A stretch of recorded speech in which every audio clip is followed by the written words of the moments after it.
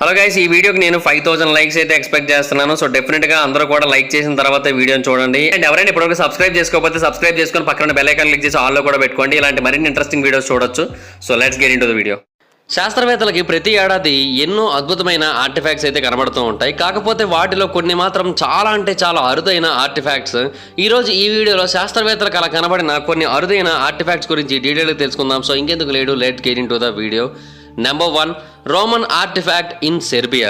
July 10, 2020 Friday రోజున ఒక పురాతన కాలం నాటి అరుదైన రోమన్ ఆర్టిఫాక్ట్ ని కొంతమంది రోడ్డు కన్స్ట్రక్షన్ చేస్తున్న టైంలో సెర్బియాకి దగ్గరలోని ఒక ల్యాండ్ ఫిల్ ఏరియా దగ్గర కనుగొన్నారు. అండ్ రోడ్ వర్కర్స్ లో ఒకరు దీన్ని గుర్తించి ఇది చూడడానికి చాలా వింతగా ఉంది, అండ్ అంతేకాకుండా ఇది ఒక స్టోన్ స్లాబ్ అయినప్పటికీ కూడా దీని మీద లాటిన్ టెక్స్ట్ ప్రింట్ చేయబడి ఉంది. సో ఇది ఖచ్చితంగా చాలా ఇంపార్టెంట్ అర్థం చేసుకొని ఇమీడియట్ గా దాని గురించి బెల్గ్రేడ్ లోని నేషనల్ మ్యూజియం కి ఇన్ఫర్మేషన్ ఇచ్చారు. మ్యూజియం ఆర్కియాలజిస్టులు మరుసటి రోజున ఆ ప్రాంతానికి వచ్చారు. అయితే వాళ్ళు వచ్చేసరికి ఆ రోమన్ ఆర్టిఫాక్ట్ కనిపించకుండా మాయమైపోయింది. వితిన్ 24 hours లో అది మాయమైపోవడాన్ని ఇప్పటికీ కూడా చాలా మంది చాలా వింతైన సంఘటనగా పరిగణిస్తూ ఉంటారు.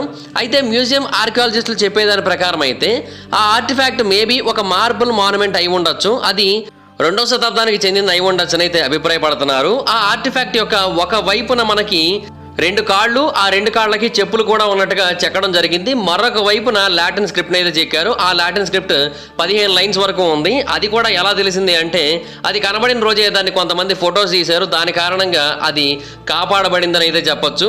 దాని మీద ఒక రోమన్ మిలిటరీ ఆఫీసర్కి సంబంధించిన లైఫ్ స్టైల్ గురించి అయితే మెన్షన్ చేశారు.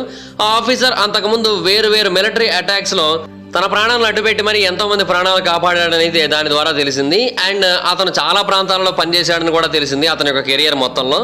అయితే సెర్బియా ఒకప్పుడు రోమన్ ఎంపైర్లోనే ఉంది. సుమారుగా 600 సంవత్సరాల పాటు సెర్బియా రోమన్ ఎంపైర్లోనే ఉంది. ఆ తర్వాత స్లావ్స్ ఆ ప్రాంతానికి వచ్చారు. వాళ్ళు ఆ ప్రాంతానికి వచ్చింది 6వ శతాబ్దం టైంలో. ఆ టైంలో రోమన్స్ వాళ్ళ యొక్క పవర్ మొత్తాన్ని కూడా కోల్పోయారు. ఆ ప్రాంతం మీద వాళ్ళ యొక్క కంట్రోల్ని కూడా కోల్పోయారు. సో ఇప్పటికీ కూడా వాళ్ళకి సంబంధించిన ఎన్నో ఆర్టిఫాక్ట్స్ ఆ ప్రాంతంలో దాగి ఉన్నాయని చాలా మంది నమ్ముతున్నారు. అండ్ అక్కడే కాదు, ఈస్టర్న్ యూరోపియన్ నేషన్స్ అన్నింటిలోని కూడా వాళ్ళ యొక్క ఆర్టిఫాక్ట్స్ చాలానే కనబడే అవకాశాలు ఉన్నాయి. సో ఇంకా పరిశోధనలు చేయాల్సి ఉంటుందని ఇది శాస్త్రవేత్తల యొక్క ఒపీనియన్. అయితే మొత్తానికి ఆ స్టోర్ని అయితే పట్టుకున్నారు. ఎందుకంటే దాని గురించి సోషల్ మీడియాలో కావచ్చు, న్యూస్లో కావచ్చు చాలా పెద్ద మొత్తంలో ప్రచారం అయితే చేశారు. దాన్ని ఎక్కడైనా కనబడినట్టయితే మాకు తెచ్చి అప్పగించండి అని, లేదంటే మాకు ఇన్ఫర్మేషన్ ఇవ్వండి అని నేషనల్ మ్యూజియం ఆఫ్ బెల్గ్రేడ్ వాళ్ళు ఈ ప్రచారం అయితే చేశారు. సో ఎవరో దాన్ని చూసి దాని గురించి ఇన్ఫర్మేషన్ ఇవ్వడంతో పోలీసులు అక్కడికి వెళ్ళి దాన్ని పట్టుకున్నారు. ఎవరైతే దొంగతనం చేశారో ఆ వ్యక్తిని అరెస్ట్ చేశారు. Number 2, ancient sword. ఒకసారి ఒక వ్యక్తి ఒక మెటల్ డిటెక్టర్ను ఉపయోగించి భూమిని పరిశోధిస్తున్న టైంలో అతనికి పురాతన కాలం నాటి ఒక కత్తి కనబడింది. ఈ కత్తి 1700 బిఫోర్ ద కామన్ ఎరా టైం నాటి కత్తి. అయితే ఇక్కడ అత్యంత ఇంట్రెస్టింగ్ విషయం ఏంటంటే అతను తన మెటల్ డిటెక్టర్ను ఉపయోగించి ఏదో రూరల్ ఫీల్డ్లో వెతకట్లేదు, లేదంటే ఒకప్పటి కాలం నాటి బ్యాటిల్ గ్రౌండ్లో వెతకట్లేదు. అతను వెతుకుతున్నది వాళ్ళ పేరెంట్స్ ఇంటి వెనకాతల భాగంలో వాళ్ళు ఉంటుంది పనేలా అనే ఒక చిన్న విలేజ్లో. ఇది ఫిన్లాండ్లో ఉంటుంది. ఈ ఆర్టిఫాక్ట్ కంప్లీట్గా బ్రాంజ్ ఆర్టిఫాక్ట్, అంటే బ్రాంజ్తో తయారు చేయబడ్డ కత్తి. ఇది కనీసం 4000 సంవత్సరాల క్రితం నాటిదని శాస్త్రవేత్తలు తెలియజేశారు. కాకపోతే ఇప్పుడు అది ముక్కలుగా విడిపోయింది. దాంట్లో ఒక భాగం మాత్రం ఇక్కడ ఉన్నది అని అయితే శాస్త్రవేత్తలు తెలియజేశారు. ఇంకా మిగతా భాగాలు ఎక్కడెక్కడ ఉన్నాయో శాస్త్రవేత్తలు కూడా ప్రస్తుతానికి అయితే ఐడియా అయితే లేదు. దీన్ని కనుగొన్న వ్యక్తి పేరు మాటి రింటామా. అతను ఈ మెటల్ డిటెక్టర్ని చాలా క్యాషువల్గా కొనుగోలు చేశాడు. దీని ద్వారా మనకి ఏమైనా దొరుకుతుందేమో చూద్దాం భూమి లోపల అని జస్ట్ 2 వారాల క్రితమే దాన్ని కొన్నాడు. ఇమీడియట్గా ఈ కత్తి అయితే అతను కనబడింది. అతను వెంటనే లోకల్ సాటాకుంట మ్యూజియం వాళ్ళని కాంటాక్ట్ అయ్యాడు. వాళ్ళ దగ్గర ఇటువంటి డిస్కవరీస్ చాలానే ఉన్నాయి. సుమారుగా 200 ఆబ్జెక్ట్స్ బ్రాంజ్ ఏజ్ చెందినవన్నీ అక్కడ ఉన్నాయి. సో అందుకోసమని వాళ్ళకి ఇన్ఫర్మేషన్ ఇచ్చాడు. అవన్నీ కూడా ఫిన్లాండ్లో బయటపడినవే. అయితే మిగతా వాళ్ళు చెప్పేది ఏంటంటే ఇటువంటి ఆర్టిఫాక్ట్స్ ఫిన్లాండ్లో ఇంకా ఎక్కువ ఉండే ఛాన్స్ అయితే ఉంది, కానీ అవి ఇంకా బయటపడట్లేదని తెలియజేస్తున్నారు. అండ్ అక్కడ బయటపడిన 200 ఆర్టిఫాక్ట్స్లో కూడా 25 ఆర్టిఫాక్ట్స్ కత్తులే. ఆ 25లో 2 పనేలా ప్రాంతం దగ్గర అయితే దొరికాయి. ఆర్కియాలజిస్టులు ఏమని చెబుతున్నారంటే ఆ స్వాడ్ మేబీ షాలో వాటర్స్లో ఎక్కువగా ఉంది, దాని కారణంగానే ఇంతలా డ్యామేజ్ అయింది అని అయితే అభిప్రాయపడుతున్నారు.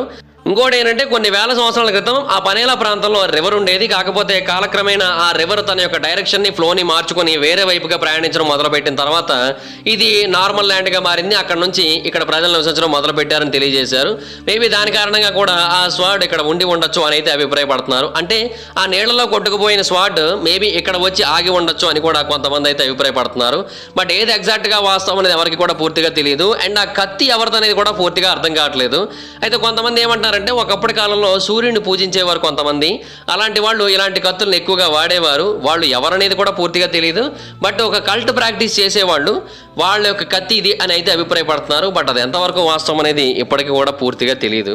ప్రస్తుతానికైతే ఆ కత్తి ఫిన్లాండ్లోని ఒక మ్యూజియంలోనే ఉంది, ఒక రీజనల్ మ్యూజియంలో ఉంది. Number 3, the face of Christ. ఐర్లాండ్లోని సెయింట్ ఓవెన్ చర్చ్లో ఒక ఆశ్చర్యకరమైన విషయాన్ని ఒక అబ్బాయి కనుగొన్నాడు. ఆ ప్రాంతంలోని బ్యాలీమోర్లో ఒక చిన్న ఐరిష్ కమ్యూనిటీ ఉండేది. వాళ్ళ కోసం ఆ చర్చిని అయితే నిర్మించారు. ఈ చర్చ్ చాలా పురాతనమైనది. 1827వ సంవత్సరంలో దీన్ని నిర్మించారు. అయితే అంత కాలం గడుస్తున్న కొద్దీ ఇది మెల్లిమెల్లిగా పాడైపోవడం మొదలుపెట్టింది. సో అక్కడ ప్రజలందరూ కూడా చందాలు వేసుకుని ఆ చర్చిని మళ్ళీ పునర్నిర్మించాలనుకున్నారు. ఆ టైంలో అక్కడికి హిస్టోరియన్ అయిన సీమస్ మెక్ డెర్మాట్ అనే ఒక వ్యక్తిని పిలిపించి కొన్ని విషయాన్ని కూలంకషంగా చెక్ చేయిస్తున్నారు. అతను ఆ సైట్ మొత్తం అలా తిరుగుతున్న టైంలో ఒక రాయి మీద అతని కన్ను పడింది. ఆ రాయి మిగతా రాళ్ల కంటే చాలా డిఫరెంట్గా ఉంది. అండ్ ఆ రాయి కూడా 18వ శతాబ్దంలో 19వ శతాబ్దంలో కాదు, ఏకంగా 13వ శతాబ్దం నాటి రాయి. దాన్ని చూసి అతను చాలా ఆశ్చర్యపోయాడు. ఎందుకు అంటే ఆ రాయి యొక్క పై భాగంలో ఒక వ్యక్తి యొక్క ఆకారం ఉన్నట్టుగా ఉంది. అండ్ ఆ ముఖాకృతి జీసస్ క్రైస్ట్ యొక్క ఆకారంతో మ్యాచ్ అవుతున్నట్టుగా అతను అభిప్రాయపడ్డాడు. అండ్ దాన్ని చూసిన వాళ్ళు కూడా తర్వాత అదే నిజమై ఉండొచ్చని అభిప్రాయపడ్డారు. అయితే బేసిక్గా ఈ సైట్ని మరి 1827లో కడితే 13వ శతాబ్దం నాటి రాయి అక్కడ ఎలా ఉంటుందన్న అనుమానం చాలా మందికి వచ్చింది. బట్ తర్వాత తెలిసిన విషయం ఏంటంటే ఇది అంతకు ముందున్న చర్చిని కూల్ చేసి కట్టిన కొత్త చర్చ్. సుమారుగా 800 సంవత్సరాల క్రితం నుంచి ఆ పాత చర్చ్ అయితే ఉండేది. అది పూర్తిగా డ్యామేజ్ అయిపోయిన తర్వాత దాని ప్లేస్లో దీన్ని అయితే నిర్మించారు. కాకపోతే దాని యొక్క స్టోన్స్లో కొన్నింటిని దీని యొక్క నిర్మాణంలో కూడా వాడారు. అందువల్ల ఆ స్టోన్ మనకి ఇక్కడ కూడా కనబడుతోంది. సో అందువల్లనే ఈ స్టోన్ 13వ శతాబ్దం నాటిదని తెలిసింది. అయితే ఇక్కడ ఉన్న అత్యంత పెద్ద మిస్టరీ ఏంటంటే ఆ రాయి అలా వింతైన ఆకృతిని కలిగి ఉండడాన్ని కేవలం అతను ఒక్కడు మాత్రమే గమనించారు. ఆ రాయి 12 ఇంచుల పొడవు ఉంది, 8 ఇంచుల వెడల్పు అయితే ఉంది. అయితే అంతకుముందు చాలా మంది ఆ రాయిని చూశారు, కానీ వాళ్ళెవరూ కూడా ఆ ఆకృతిని గమనించలేదు. వాళ్ళందరూ కూడా ఏమని చెబుతున్నారంటే మేము ఆ రాయిని ఇంతకు ముందు కూడా చూసాం, మాకు అప్పుడు నార్మల్గానే కనబడింది అని తెలియజేస్తూ ఉన్నారు. అంటే ముందు రోజు వాళ్ళు చూసి మరుసటి రోజు ఇతను చూసే టైంకి ఆ రాయి మీద ఆ ముఖాకృతి ఏర్పడిందా అంటే అది సాధ్యమయ్యే పని కాదు కదా. దాని కారణంగా మేబీ అక్కడికి అంతకు ముందు వెళ్ళిన వాళ్ళందరూ కూడా దాన్ని మిస్ అయ్యి ఉండొచ్చు అని అయితే అభిప్రాయానికి వచ్చారు. బట్ ఆ రాయి మీద ఆ ముఖాకృతిని ఎవరు చెక్కారనేది ఇప్పటికీ కూడా ఒక మిస్టరీగానే మిగిలింది. అండ్ కావాలనే చెక్కారా లేదంటే పొరపాటున ఆ రాయి ప్రకృతి సహజంగా అలా వచ్చిందా అంటే న్యాచురల్ ఎరోషన్ కారణంగా కొన్నిసార్లు రాళ్ళు ఆకృతులు మారుతూ ఉంటాయి కదా, అలా మారడం వల్ల ఈ ముఖాకృతి ఆ రాయి మీద వచ్చిందా ఏమో మరి ఇప్పటికీ కూడా ఎవరు దీనికి సరైన జవాబు అయితే చెప్పలేకపోతున్నారు. బట్ చాలా మంది ఏమంటున్నారంటే 1000 సంవత్సరాలుగా రాయి అక్కడే ఉంది, ఇప్పటి వరకు ఎవరు దాన్ని చూడకపోవడం అనేది చాలా ఆశ్చర్యకరమైన విషయం అయితే తెలియజేస్తున్నారు. బట్ ఇప్పుడు ఆ రాయిని చూసిన తర్వాత అక్కడి లోకల్ హెరిటేజ్ కౌన్సిల్ వాళ్ళు ఆ చర్చిని ఇంకా అందంగా మార్చడం కోసం మరొక $1,00,000 ఎక్కువ అమౌంట్ అయితే గ్రాంట్ చేశారు. ఇప్పుడు ఆ చర్చ్ చాలా అంటే చాలా అందంగా ఆ ప్రాంతంలో రూపొందుతోంది. Number 4, native American artifacts. కొంతమంది ఆర్కియాలజిస్టులు జాన్సన్ విలేలోని గ్రేట్ పీడీ రివర్కి దగ్గరలో కొన్ని పరిశోధనలు చేస్తున్న టైంలో వాళ్ళకి పురాతన కాలం నాటి ఆర్టిఫాక్ట్స్ కొన్ని బయటపడ్డాయి. ఇవన్నీ కూడా ఒకప్పటి కాలం నాటి నేటివ్ అమెరికన్స్కి చెందినవి. వాళ్ళందరూ కూడా ఒకప్పుడు సౌత్ కరోలినాలో నివసించేవారు. క్రిస్ జడ్జ్ అనే ఒక ఆర్కియలాజికల్ సొసైటీ యొక్క హెడ్ యొక్క మాటల ప్రకారం ఈ రివర్ ఒకప్పుడు ప్రీ కొలోనియల్ ఎరా టైంలో ఇంటర్స్టేట్గా ఉండేది. నేటివ్ అమెరికన్స్ దీని చుట్టుపక్కల ప్రాంతంలో చాలా ఎక్కువగా నివసించేవారు. ఈ రివర్ని కూడా వాళ్ళ యొక్క జీవనం కోసం వాడుకునేవారు. అంటే దీంట్లో చేపలు పట్టుకోవడం లేదంటే దీని మీద పడవల ద్వారా ప్రయాణించడం ఇలా చేసేవారు. ఈ రివరే వాళ్ళకి హైవేగా ఉండేది. వాళ్ళు బోట్స్ ద్వారా ఒక సెటిల్మెంట్ నుంచి ఇంకొక సెటిల్మెంట్కి వెళ్ళేవారని అయితే ఆయన తెలియజేశాడు. దాని కారణంగానే వాళ్ళు అప్పట్లో చాలా వేగంగా ట్రావెల్ చేయగలిగేవారని కూడా తెలియజేశాడు ఆయన. సో ఆ రివర్ యొక్క చుట్టుపక్కల ప్రాంతంలో చాలా ఇళ్లనైతే ఏర్పాటు చేసుకున్నారు, ఒక సివిలైజేషన్ కూడా క్రియేట్ చేసుకున్నారు. అండ్ చాలా పెద్ద ట్రేడింగ్ నెట్వర్క్ను కూడా వాళ్ళ ఆ ప్రాంతంలో ఏర్పాటు చేసుకున్నారు. సో వాళ్ళకి సంబంధించిన ఆర్టిఫాక్ట్స్ ఇప్పుడు మనకి బయటపడ్డాయని అయితే ఆయన తెలియజేస్తున్నాడు. అండ్ ఇవన్నీ కూడా ఆ రివర్ యొక్క చుట్టుపక్కల ప్రాంతంలో సుమారుగా 1000 ఏళ్ల పాటు ఉన్నాయి. అండ్ ఆ ఆర్టిఫాక్ట్స్లో కొన్ని అయితే 2500 సంవత్సరాల క్రితం నాటివని కూడా ఆయన తెలియజేశాడు. అంటే మిసిసిపియన్ ఎరా కాలం నాటివని కూడా ఆయన తెలియజేశాడు. అప్పట్లో నేటివ్ కమ్యూనిటీస్ చాలా ఎక్కువగానే ఉండేవి. యునైటెడ్ స్టేట్స్ మొత్తం వాళ్ళే స్ప్రెడ్ అయ్యి ఉండేవారు. అండ్ వాళ్ళ దగ్గర టెక్నాలజీ కూడా చాలా ఎక్కువగానే ఉండేది. సో ఆర్టిఫాక్ట్స్ని కూడా చాలా ఎక్కువగానే తయారు చేసుకుని వాళ్ళైతే వాడుకునేవారు. అండ్ యూరోపియన్స్ ఆ ప్రాంతానికి రావడానికి ముందు వరకు వాళ్ళే అక్కడ ఉండేవారు. దాని కారణంగా వాళ్ళ యొక్క ఆర్టిఫాక్ట్స్ ఆ ప్రాంతంలో ఇప్పటికీ భద్రంగా దాచబడి ఉన్నాయి. కానీ ఆ తర్వాత యూరోపియన్స్ ఈ ప్రాంతానికి వచ్చిన తర్వాత వీళ్ళని చాలా మందిని చంపేశారు, వీళ్ళ యొక్క ల్యాండ్స్ లాక్కున్నారు, వీళ్ళ యొక్క ఆర్టిఫాక్ట్స్ని ఎవరికి పనికిరాని విధంగా నాశనం చేసేశారు. వాళ్ళ యొక్క స్టాట్యూస్ని కూడా ధ్వంసం చేసేశారు, వెపన్స్ని డిస్ట్రాయ్ చేశారు, ఇళ్లను కూడా పూర్తిగా కూల్ చేశారు. ఇలా చాలా చేశారు. దాని కారణంగా ఆ ఇళ్లలో ఉన్నవన్నీ కూడా ఇప్పుడు ఆర్టిఫాక్ట్స్ రూపంలో మెల్లిమెల్లిగా తవ్వకాలలో బయటపడుతున్నాయని అయితే వాళ్ళు అభిప్రాయపడ్డారు. అండ్ ఇంకా ఈ ప్రాంతంలో మరిన్ని పరిశోధనలు చేస్తే ఇంకొన్ని ఆర్టిఫాక్ట్స్ బయటపడే ఛాన్స్ అయితే ఉందని తెలియజేశారు. ప్రస్తుతానికి ఆ బయటపడిన ఆర్టిఫాక్ట్స్ అన్నింటినీ కూడా ఫ్లోరెన్స్ కౌంటీ మ్యూజియంలో చాలా భద్రంగా దాచుంచారు. Number 5, the stolen Nostradamus manuscript. బేసిక్గా ఒక మ్యానుస్క్రిప్ట్ నోస్ట్రాడమస్ చేత రాయబడింది. అది 15 ఏళ్ల క్రితం మిస్ అయ్యింది. దాంట్లో ఉన్నది ఈ ప్రపంచంలోని అత్యంత ఫేమస్ ఆస్ట్రాలజిస్ట్లో ఒకటి. దాన్ని రాసింది ఎవరో కాదు, ఫ్రెంచ్ ఆస్ట్రాలజర్ అయిన మిషెల్ డే నోస్ట్రాడమే. అతను బ్రతికున్నప్పుడు దీన్ని రాశాడు. దీన్ని రోమ్లోనే ఒక లైబ్రరీలో ఉంచారు. కాకపోతే ఎవరో ఈ పుస్తకాన్ని దొంగతనం చేసేశారు. ఈ మానుస్క్రిప్ట్ సుమారుగా 500 సంవత్సరాల క్రితం నాటిది. అండ్ దాంట్లో భవిష్యత్తులో ఏం జరగబోతుంది అనే కొన్ని ప్రిడిక్షన్స్ అయితే ఉన్నాయి. అండ్ ఇన్ఫాక్ట్ వాటిలో కొన్ని నిజంగానే జరిగాయి కూడా. ఆ పుస్తకం మనకు దొరికిన తర్వాత వాటిలో కొన్ని నిజంగానే జరిగినట్టుగా శాస్త్రవేత్తలు అయితే గుర్తించారు. దీన్ని జర్మనీలో ఒక ఆక్షన్ హౌస్లో సేల్కి పెట్టినప్పుడు దీన్ని శాస్త్రవేత్తలు గమనించి మళ్ళీ దీని యొక్క ఒరిజినల్ ప్లేస్కి అయితే తీసుకొచ్చారు. ఈ ప్రపంచంలోని అత్యంత గొప్ప మరియు మిస్టీరియస్ పుస్తకాలలో ఇది కూడా ఒకటి. అండ్ బ్రహ్మంగారి కాలజ్ఞానం, నోస్ట్రాడమస్ యొక్క ఈ ప్రాపసీస్ పుస్తకం, ఈ రెండు కూడా చాలా అంటే చాలా పాపులర్. ఇండియాలో బ్రహ్మంగారి కాలజ్ఞానం, వరల్డ్ వైడ్గా ఇతను రాసిన ఈ పుస్తకం. సో ఈ ఆర్టిఫాక్ట్ని 15 ఏళ్ల క్రితం మిస్ అయ్యారు. చాలా కష్టపడి దీన్ని ఫైనల్గా ట్రాక్ చేశారు. ఎక్కడో రోమ్లోని లైబ్రరీలో కోల్పోయిన దీన్ని ఫైనల్గా జర్మనీలోని కాల్షూర్ అనే ఒక ప్రాంతంలో కనుగొన్నారు. అక్కడ ఒక ఆర్ట్ డీలర్ దీన్ని అమ్మకానికి పెడితే అక్కడ దీన్ని చూసి దీన్ని కనుగొన్నారు. అతను దీన్ని $12,000 అమ్మడానికి అయితే ట్రై చేశాడు. సో బేసిక్గా అతను కూడా అర్థమైంది చాలా అంటే చాలా విలువైన పుస్తకం అని. కానీ మరి అతనికి ఎవరు అమ్మారు అనేది మాత్రం ఇప్పటికీ కూడా పూర్తిగా తెలియలేదు. మేబీ ఆ ఇన్ఫర్మేషన్ బయటకు రానివ్వకుండా అఫీషియల్స్ చూసుకున్నారేమో. ఆ పుస్తకంలో మొత్తంగా 500 పేజెస్ ఉంటాయి. దాంట్లో ప్లేగ్ వ్యాధికి సంబంధించిన ప్రాపసీస్ ఉన్నాయి, కిల్లర్ రోబోట్స్ గురించి ప్రాపసీస్ ఉన్నాయి, 3వ ప్రపంచ యుద్ధం గురించి ప్రాపసీస్ ఉన్నాయి, 2023లో ఇంకొక ప్రపంచ యుద్ధం రాబోతుందని కూడా అతను మెన్షన్ చేశాడు. సో ఇలా చాలానే జరిగాయి. ప్రస్తుతానికైతే ఆ పుస్తకాన్ని మళ్ళీ రోమ్కు తీసుకొని వచ్చి యాజ్టీస్గా దాని యొక్క ఓన్ లైబ్రరీలో పెట్టారు. Number 6, ceremonial golden gloves. బేసిక్గా ఈ సెరమోనియల్ గోల్డెన్ గ్లౌస్ పెరూలో బయటపడ్డాయి. 1980లలో వీటిని మొట్టమొదటిసారిగా కనుగొన్నారు. ఆర్కియాలజిస్టులకి ఇప్పటికీ కూడా అసలు వీటిని ఎందుకు తయారు చేశారనేది అర్థం కాలే. అవి పూర్తిగా బంగారంతో తయారు చేయబడ్డాయి. బట్ దాన్ని దేనికోసం వాడేవారు? కొంతమంది ఏమని చెబుతూ ఉంటారంటే వాటిని ఏదో సెరమోనియల్ యాక్టివిటీ టైంలో ఉపయోగించేవారని అయితే అభిప్రాయపడుతూ ఉన్నారు. మేబీ అప్పటి కాలంలో చాలా మంది కొన్ని వింత వింత పూజలు చేసేవారు కదా. కొంతమంది మరణం రాకుండా ఉండేందుకు, కొంతమంది పంటలు పండేందుకు, కొంతమంది కరువు పోయేందుకు, ఇలా చాలా రకాల పూజలు చేసేవారు. ఆ పూజలు చేస్తున్న టైంలో మేబీ ఈ గ్లౌజును ధరించి పూజించినట్టయితే ఆ పని ఏదైతే వాళ్ళు అనుకుంటున్నారో అది చాలా బాగా జరుగుతుంది, వెంటనే నెరవేరుతుందని అనుకుని వాటిని ఉపయోగించి పూజించేవారేమో అని అయితే శాస్త్రవేత్తలు కొంతమంది అభిప్రాయపడుతున్నారు. బట్ అది ఎంతవరకు వాస్తవం అనేది ఎవరికి కూడా పూర్తిగా తెలియదు. అయితే ఆ బంగారాన్ని చూసినప్పుడు కొంతమంది ఏమన్నారంటే అది చిము కల్చర్కి చెందిన బంగారం అని తెలియజేశారు. ఇది పెరు యొక్క నార్థన్ కోస్ట్లో ఉంటుంది. ఈ చీము కల్చర్ పెరూలో 900th ఇయర్ నుంచి 1470th ఇయర్ మధ్యలో ఎక్కువగానే జరిగింది అక్కడ. అండ్ క్యాపిటల్ సిటీలో కూడా చాలా ఎక్కువగానే నడిచేది. అండ్ కొన్ని సంవత్సరాల క్రితం పెరు యొక్క క్యాపిటల్లో కొన్ని వింతైన కట్టడాలు బయటపడ్డాయి. వాటి యొక్క గోడల మీద ఇప్పటికీ కూడా చాలా అద్భుతమైన ఆర్ట్ వర్క్ కనబడుతూ ఉంటుంది. అవి ఇప్పటికీ కూడా చెక్కు చెదరకుండా ఉన్నాయి. అప్పటి కాలం నాటి చరిత్రని మనకి ఇప్పటికీ కూడా తెలియజేస్తూ ఉన్నాయి. చిమూస్ ఇన్కాస్తో యుద్ధం చేసిన విషయం గురించి కూడా వాళ్ళు చాలా డీటెయిల్డ్గా మెన్షన్ చేశారు. అండ్ వీటన్నిటిని కూడా చెక్కడానికి సుమారుగా 50 ఏళ్ల పైనే టైం పట్టి ఉండొచ్చని శాస్త్రవేత్తలు అయితే అభిప్రాయపడుతున్నారు. బట్ అది ఎంతవరకు వాస్తవం అనేది ఎవరికి కూడా పూర్తిగా తెలియదు. అండ్ ఈ గ్లౌస్ని ఎందుకు వాడారనేది కూడా ఇప్పటికీ ఒక మిస్టరీయే. కాకపోతే ఈ గ్లౌస్ను ఉపయోగించి యుద్ధం చేసినట్టయితే ఆ యుద్ధంలో వాళ్ళు గెలుస్తారన్న నమ్మకంతో కూడా అలా యుద్ధం చేసేవారు అని కూడా కొంతమంది శాస్త్రవేత్తలు చెబుతున్నారు. ఇది కూడా జస్ట్ ఒక థియరీ మాత్రమే. ప్రస్తుతానికైతే వీటిని పెరూలోనే చాలా భద్రంగా దాచుంచారు. Number 7, artifacts from Philip II of Macedon. రీసెంట్గా కొంతమంది ఆర్కియాలజిస్టులు బల్గేరియాలో కొన్ని పరిశోధనలు చేస్తున్న టైంలో వాళ్ళకి చాలా అంటే చాలా పురాతనమైన ఆర్టిఫాక్ట్స్ కనబడ్డాయి. అండ్ అవన్నీ కూడా ఒక థ్రేషియన్ టాంబ్లో కనబడ్డాయి. ఇవి ఆ కంట్రీ యొక్క నార్త్ భాగంలో ఉన్నాయి. ఆ ఆర్టిఫాక్ట్స్ అన్ని కూడా ఫిలిప్ II ఆఫ్ మ్యాసిడోన్ అయి ఉండొచ్చని శాస్త్రవేత్తలు అయితే అభిప్రాయపడుతున్నారు. ఇతను ఇంకెవరో కాదు, అలెగ్జాండర్ ది గ్రేట్ యొక్క ఫాదర్. అండ్ వీటన్నింటినీ కూడా కనుగొన్నది జషాతారి అనే ఒక చిన్న విలేజ్లో. ఒకప్పుడు ఈ ప్రాంతాన్ని థ్రాషియన్ ట్రైబ్స్ రూల్ చేశాయి. ఆర్కియాలజిస్టులు ఈ ప్రాంతంలో కొన్ని యానిమల్ మోటివ్స్ని కనుగొన్నారు. అలాగే బంగారపు కూజాల వంటి వాటిని కనుగొన్నారు. వింత వింత నగలను కనుగొన్నారు. అలాగే 100 గోల్డెన్ బటన్స్ని కూడా కనుగొన్నారు. ఇంకా చాలా వాటిని కనుగొన్నారు. అండ్ ఇంకా ఈ ప్రాంతంలో వెతికినట్టయితే ఇంకా ఎక్కువే దొరకచ్చని కూడా శాస్త్రవేత్తలు అభిప్రాయపడుతున్నారు.